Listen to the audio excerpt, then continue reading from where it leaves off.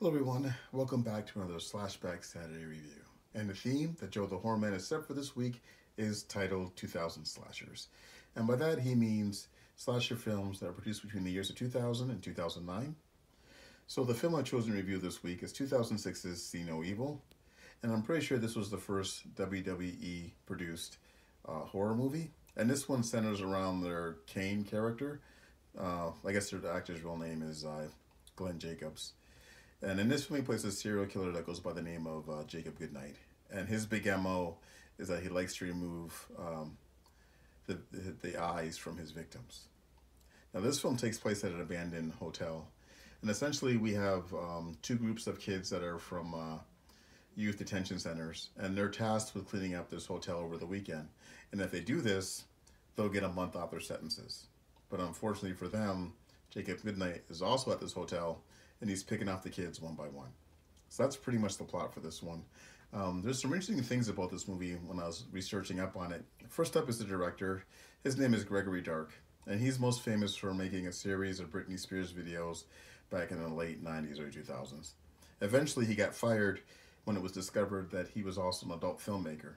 But he didn't just make any regular adult movies. He had monsters and stuff in his movies. And we're hearing about that. So his stuff was kind of interesting. Now, this film has the look and feel of a Saw movie, which kind of dates it now, unfortunately.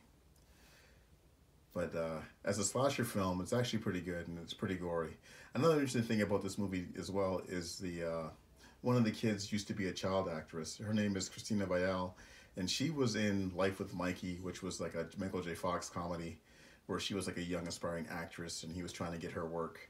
And she was also in Welcome to the Dollhouse. So she was pretty good in this as well. At first, when this film first came out, I was disappointed that Glenn Jacobs didn't wear a mask in this one. So I like the way he looked as the Kane character. But he actually is a decent actor for what he's doing in this movie, and he emotes a lot in this one. In every scene, he's in some form of duress, and you can see it on his face. So he was actually pretty decent. I actually did enjoy that. Another thing I liked about this movie as well is that all the characters are pretty much equal. They get equal screen time. So they're it makes it unpredictable as who's going to live and die in this one. There's also a lot of eye violence in this. There's a lot of eye gougings and stuff like that. So if you don't like that kind of thing, this probably isn't the movie for you. This one's actually a lot gorier than a lot of the slasher films that were produced at its time. It's not as gory as Hatchet, but you know, for its time, it was probably one of the gorier of the slasher movies. I think that's pretty much it. One more thing. This is kind of spoilery, so if you haven't seen this one, you can stop watching this movie now, because I am giving it a recommendation. It's just that when this film ended, I was so sure that they weren't going to make a sequel.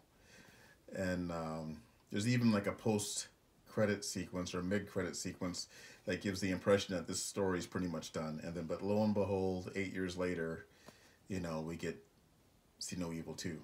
I'm wondering if we're going to get like a third film. I don't know. I guess that's pretty much it, guys. Thanks for watching, and I'm really curious to see what else reviews are this week. Thanks for watching, guys, and I'll talk to you all next time.